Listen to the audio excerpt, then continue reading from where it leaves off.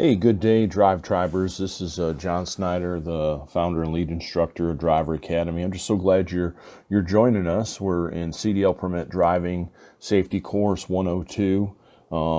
Really, the idea behind Driver Academy is we believe that everyone who has that desire and the talent and wants to drive truck should be able to be resourced to do that. We also know that there's hundreds of thousands of drivers out there who have a desire to just be better at what they're doing. They're great drivers and they want to continue to be great drivers. So we also have a desire to resource them as well. I know that I've spent 24 years now in the transportation industry, and it has been such a rich blessing to me. I've met my wife in the trucking industry. I can point to my home and just so many blessings I can point to in my life because of a career in trucking. So as I said, we're going to get ready to do CDL Permit Driving Safety Course 102. I look forward to just encouraging you to make sure that you download the PDF document, use that as a study guide. Also, none of this replaces you actually using a CDL manual and reading the CDL manual and getting familiar so you can actually be ready to take the CDL permit test. So, vehicle inspections, why we inspect vehicles. Safety is the most important reason that you inspect your vehicle. Safety for yourself and safety for other road users. A vehicle defect found during an inspection could save you problems later. There's basically three types of vehicle inspections. The pre-trip inspection, it's pretty easy. That happens before the trip. The during the trip inspection happens during your trip day. Anytime you stop, even while you're driving, you're observing the operation of your vehicle. And then after the trip, most companies require that you actually fill a report out after the end of your trip day. So we encourage you those three types of inspections. And what we're looking for in our inspections, we're looking for tire problems, wheel and rim problems, bad brakes, drums or shoes, steering system defects, suspension system defects, exhaust system defects, emergency equipment. We're making sure that all of that's there and readily available. And then we're also inspecting our cargo. Every state has a little bit different procedures when it comes to the actual road test. But there's a 7-step inspection method. You're going to do the vehicle overview, check engine compartment, start the engine, inspect the inside of the cab, turn off the engine and check your lights, do a walk around inspection, check your signals, start the engine and check your braking system, test the parking brakes, and test the service brake stopping action as well. The basic control of a commercial motor vehicle to drive the vehicle safely, you must have control of your acceleration and steering and stopping. You must be able to make sure you're backing safely. And then shifting gears. The basic method for shifting gears is double clutching. There's two ways to know when to shift. Your engine speed and your road speed are the two things that you use, and I would know that for sure. Before starting down a hill, we want to slow down and shift down to a speed that you can control without using the brakes hard. Otherwise, we can overheat and lose the power of the brakes. Before entering a curve, we're going to slow down to a safe speed and downshift to the right gear before entering a curve. Multiple speed rear axles and auxiliary transmissions are used on many vehicles to provide extra gears. And generally you control them by a selector knob or switch on the gear shift lever of the main transmission. Retarders, some vehicles have retarders. Retarders literally help the vehicle slow and reduce the need for using the brakes. They reduce brake wear and give you another way to slow the vehicle down. There are 4 basic types: the exhaust, engine, hydraulic, and electric. Basic control and seeing and being seen. To be a safe driver, you need to know what's going on around your entire vehicle. You need to know the importance of looking far enough ahead, at least 12 to 15 seconds ahead. Also, you need to be able to see clearly to the sides and rear of the vehicle. You need to make sure that your mirrors are adjusted properly and that you're checking those mirrors on a regular basis. Communicating and signaling your attention. We're going to signal our intention for all turns and lane changes anytime we're slowing down. remember that our job is not to direct traffic with our hands. Really, our job is to simply communicate with those devices that are on the truck. We want to communicate our presence if we want to stop on the shoulder of the road. And generally speaking, we have 10 minutes to put out any warning devices if we're going to be there for 10 minutes or more. And we want to put those out if you stop on a one-way or divided highway, 10 feet, 100 feet, and 200 feet towards approaching traffic. And if you stop on a two-lane road carrying traffic in both directions, we're going to place the warning within 10 feet of the front or rear to mark the location of the vehicle, and 100 feet behind and ahead of the vehicle on the shoulder or in the lane you stop in. Back beyond any hills, curves, or other obstructions that prevent other drivers from seeing the vehicle within 50 feet. If the line of sight is obstructed due to hills or curb, we're going to move that rearmost triangle behind or beyond that area. I can tell you this for sure, controlling your speed is important. And I'm telling you, anytime I got into trouble on the road, generally speaking, I was driving too fast. And driving too fast is a major cause for fatal crashes. We have to really consistently be adjusting our speed to the traction we have available, curves in the road, our visibility, the traffic around us, and even the terrain that we're driving in. And we want to match the speed to the road surface.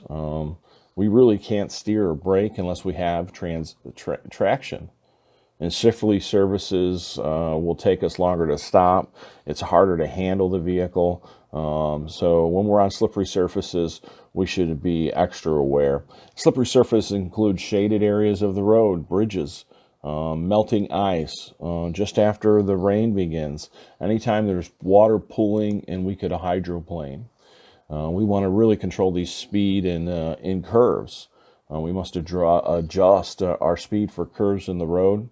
We must adjust the speed and distance ahead. We should always be able to stop within the distance that you can see. Speed and traffic flow. When you're driving in heavy traffic, the safest speed is the speed of other vehicles. But I put a big but there because we don't want to operate our truck in packs. We just want to stay in the pack with all those other vehicles. Generally, traffic patterns travel in waves of packs, and the more time we can spend between those packs, the safer it is for us. Speed and downgrades. Obviously, our speed will increase on downgrades because the effect of gravity. And the objective is to select and maintain a safe speed for really the weight of the vehicle and our cargo, the length of the grade, the steepness of the grade, the conditions in that grade, and the weather. And then roadway work zones. Speeding in those places is the number one cause of death and injury in road work zone, and the fines are just a killer now. So the best advice is follow the speed limit in those work zones. The effects of speed on stopping distance. When you double the speed, it takes about 4 times the distance to stop your vehicle and it will have 4 times the destructive power. And the effective vehicle weight on stopping speed, really the heavier the vehicle, the more work the brakes are required to do to stop the vehicle. But this is the interesting thing about commercial trucks is they're actually designed to work optimally when loaded. A fully loaded rig in many cases can stop just as quick, if not quicker, than an empty truck. So they're really designed to operate effectively when loaded. Managing the space. To be a safe driver, we need to manage the space around our vehicle, and really the most important space is the space in front of us. It's the space we're driving into. We need space ahead in case we must suddenly stop, and we need to have a plan as we're driving. The general rule of thumb says that we need 1 second of following distance for each 10 feet of vehicle length at speeds below 40. At greater speeds, we add a second for safety. So if you go over 40, you add a second. For me as a driver, I generally, if it started raining, I would add speed. If dark, I would add. If dark or rain, if the conditions change, I would add more seconds to that. Space below. Many drivers can easily forget about the space below, and heavily loaded vehicles or certain configurations, drop decks, low boys, possum belly livestock trailers, and even super vans can all have limited space below. We need to also have space for the turns. Because of wide turning and off tracking, vehicles can hit other vehicles or objects during a turn. And then we need the space to cross or enter traffic. We need to be aware of the size and the weight of the vehicle when we cross or enter traffic, and really how much time that's going to take us to do. The space behind, we can't stop others from following us too closely, but there are things we can do. We can stay to the right. We can avoid quick changes. We can increase our following distance. Obviously, most times speeding up, doing tricks, none of those really generally address a tailgater. All they do is usually irritate them. So the best word of advice is open up your following distance to the vehicle in front of you. Continue to travel in the right lane. Generally speaking, tailgaters will get around you. We need space to the side of our vehicle. Commercial vehicles are often wide and take up most of the lane. There are dangers in traveling alongside other vehicles, especially when there's strong wind conditions and the space overhead. Hitting overhead objects is a danger. Make sure you always have overhead clearance when you're looking, you're coming up on overpasses. It can even go into business parks under signs or awnings. Also, we want to watch for hazards. A hazard is any road condition or other road user that can be a possible danger to us. Seeing hazards lets you be prepared. You'll have more time to act if you see hazards before they become an emergency. We want to learn to see hazards, and often there's clues that will help us see hazards ahead of time. And often as we drive, we get better at recognizing possible hazards. We want to always have a plan on how to address these hazards always. As we're driving, we always want to be formulating plans on our next action and what we're going to do if something goes wrong. And whenever you're driving your vehicle and your attention is not on the road, you're really putting yourself and everyone around you at danger. We don't want to drive distracted. If we're distracted and we react a half a second slower, the chances of our crashes double. We don't want to use in-vehicle communication equipment while driving, and we want to watch out for other distracted drivers. And we don't respond with aggressive driving or road rage. Aggressive driving is the act of operating a motor vehicle in a selfish, bold, or pushy manner without regards for the rights or the safety of others.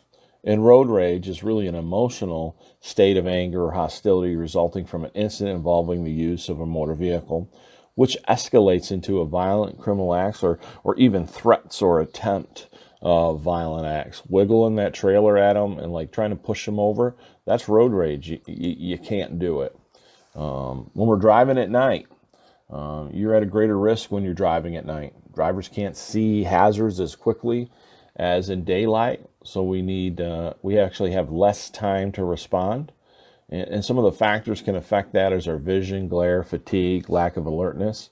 Some of the roadway factors are poor lighting, drunk driving. Vehicle factors include, with low beams, 250 feet, average low beams that you can see ahead, 350 to 500 feet. What you can see ahead on high beams. We talked about not out driving faster than what we could see ahead, but generally speaking, on the interstate at night, we are actually driving faster than our braking distance. So we have to be hyper aware.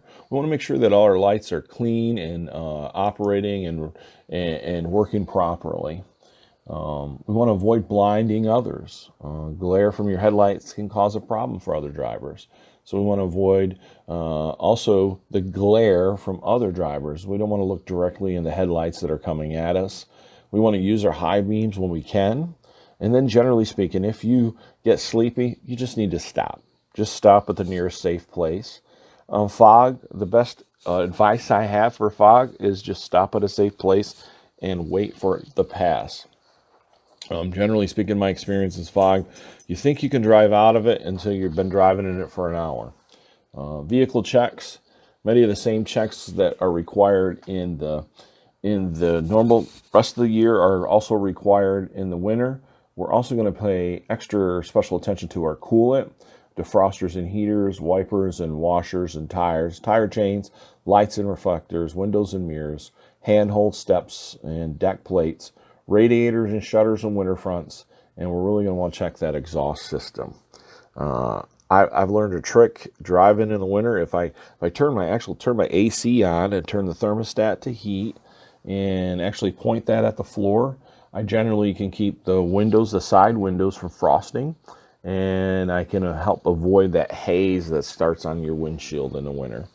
And also in winter driving, we want to make sure that we watch out for slippery surfaces. We want to start slower and give ourselves more room to brake. We want to adjust our turning and our braking to the conditions. We really just want to adjust our speed to the conditions, and we want to adjust our space to the condition. We want to remember, too, that wet brakes can freeze. I used to have a habit, if I get in a lot of spray in a really cold place, I would make sure that I warm those brakes up occasionally to keep them from freezing. Railroad highway grade crossings. I mean, really, this is a special kind of intersection where the roadway crosses train tracks.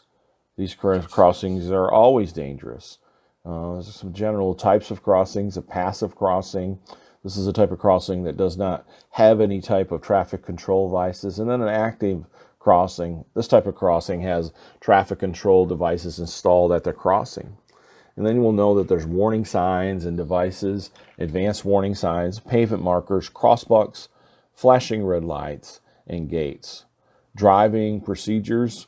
We never race a train to a crossing. We always reduce our speed. We don't expect to hear a train. We don't rely on the signals. Double tracks require double checks. Yard areas and grade crossings also require extra attention from us.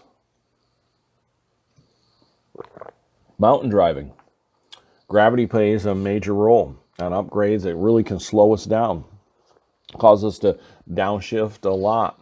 And coming down long, steep grades too, we're going to want to select a lower gear and adjust our speed to the grade. We also want to select a safe speed. Some things to consider when selecting a safe speed is really our total weight of the vehicle and cargo, the length of the grade, the steepness of the grade, our road conditions, and the weather. Selecting the right gear before starting down a grade is extremely important. The old rule of thumb used to say one gear below what it took to pull that same hill. Brake fade and failure. Brakes and brake shoes and drums are designed to take a lot of heat, and braking creates a lot of heat. But there is times that we can overheat them. So we want to have proper braking technique. We want to have selected a safe speed for the length of the grade, steepness of the grade. And then we want to apply our brakes just hard enough to feel a definite slowdown once we've reached our safe speed. And then we'll lower the speed about 5 miles below the safe speed. This brake application, 3, 4, 5 seconds at the most, and then could release the brakes and continue on down the hill. And as we reach our safe speed again, we repeat. We go ahead and slow the thing down again. And this shouldn't be happening an excessive amount of times. If you're at the right safe speed and the right gear, generally speaking, you can go down along grades without overusing the brakes for sure. We also want to make sure that we are controlling our vehicle and driving emergencies. We want to steer to avoid crashes. Keep both hands on the wheel. Obviously, most generally our escape is to the right. If we gotta leave the road, let's just try to avoid it. Always try to keep part of that truck on the road or on the pavement. Keep one set of wheels if possible. We're going to want to use good braking technique. Stay on the shoulder. And then, you know what? I generally say if I had to go through an emergency action and it was a major, like enough to shake me, maybe stop for a second. Make sure you have yourself gathered up and then return to the road safely. sometimes, though, when we're binding this thing up and we're avoiding a crash and everything's backing up behind us, the safest thing for us to do is to stay underway, return to the road in a safe manner, keep going until we can find a safe place to stop and clean out our drawers, you know. So how to stop quickly and safely? Controlled braking is one method, and with this method you apply the brakes as hard as you can without locking up the wheels and keep steering movements very small. Stab braking, apply your brakes all the way, release the brakes when the wheels lock up. As soon as the wheels start rolling again, apply the brakes fully again. It says here, don't jam on the brakes. Emergency braking doesn't mean push down on the brake pedal as hard as you can. This will only keep the wheels locked up and cause a skid. Generally speaking, I believe that it's right, but we have to remember that most vehicles are equipped with ABS brakes, and we can generally get on them pretty good. It really depends a lot on the type of trailer you're hauling, how much freight you have in the trailer. Those factors play a role in, I believe, for me, in emergency braking. It says here that brakes failure, brakes kept in good condition rarely fail, and I would agree with that. And I have had occasions where I haven't kept everything uptight and experienced failure. So brake failure on downgrades, going slow enough and braking properly almost always protect you from brake failure. ABS is a computerized system that keeps your wheels from locking up during hard braking applications. I know years ago when they first came out with ABS, especially on trailers, it just really wasn't a perfect system. So you might have a trailer that says it's ABS equipped. Always check the light, see if the last driver didn't unplug it. That seems to be the normal operating repair procedure for most drivers, is to unplug that ABS light if there's an ABS issue and go on down the road. They just don't want to deal with bringing it to the shop. So I wouldn't always rely on the fact that you have ABS in that trailer. ABS, they have sensors to detect potential wheel lockup, and electronic control units will then decrease the brake pressure to avoid wheel lockup. How to use ABS and how does it help you when you brake on hard or slippery surfaces in a vehicle without ABS? Your wheels may lock up. Braking with ABS, when you drive with a vehicle with ABS, you should always brake as you always have. And the thought that your wheels would never lock up is a misnomer with ABS. They can easily malfunction or not be operating properly. If you don't have ABS, but you have an ABS-equipped vehicle, brake as you've always braked. Skid control and recovery. A skid happens whenever the tires lose their grip on the road. This is caused by one of four things. Either we're over-braking, we're oversteering, over-accelerating, or driving too fast for conditions. I've said this over and over again every time I've done any instruction. Every time I found myself in trouble, I'm driving too fast for conditions. Basic control and recognizing tire failures. Quickly knowing you have a tire failure will let you have more time to react. The major signs of a tire failure are sound, vibration, and feel. Responding to a tire failure. When a tire fails, your vehicle's in danger. You must hold the steering wheel firmly. Generally stay off the brakes. That'll just cause, especially in a steer tire failure, the nose of the vehicle is going to come down and you will not be able to hold that wheel. So stay off the brakes, push in the clutch, slow the vehicle down very gradually, and then pull off the road and bring it to a stop gently, and then check the tires. When you're in an accident and there's not a seriously hurt, you need to act to prevent further damage or injury. The basic steps to take in any accident are protect the area, notify the authorities, and care for the injured. Fires. Cause of fires after an accident: tires, electrical systems, and fuel and cargo can cause fires. Fire prevention, pre-trip inspections or en-route inspections, following safety procedures, really monitoring everything and using caution. Firefighting, pull off the road, keep fire from spreading, extinguish the fire, use the right fire extinguisher for the type of fire that you have. Alcohol, drugs, and driving. What determines blood alcohol concentration? It's really determined by the amount of alcohol you drink and how fast you drink it and how much you weigh. All drivers are affected by drinking alcohol. Alcohol affects their judgment, vision, coordination, and reaction time. Other drugs, besides alcohol, other legal and illegal drugs are being used more often. Laws prohibit the possession or use of many drugs while on duty. Know how whatever prescriptions you're taking affect you. It's also important that we stay alert and fit while driving. We want to make sure that we're getting enough sleep, schedule our trips safely, exercise on a regular basis, eat healthy, avoid medications, and visit your doctor on a regular basis. While you're driving, we want to try to stay cool, take plenty of breaks, recognize danger signals of drowsy driving. When you do become sleepy, stop to sleep, take a nap. Avoid using drugs or caffeinated beverages to stay awake. Sleep is the only thing that can really overcome fatigue. Hazardous material rules for all commercial drivers. All drivers should know something about hazmat.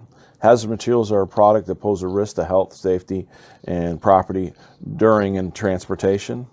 The rules are there, and we must follow those rules. And the intent of the rules is to contain the product, communicate the risk, ensure safe drivers and equipment.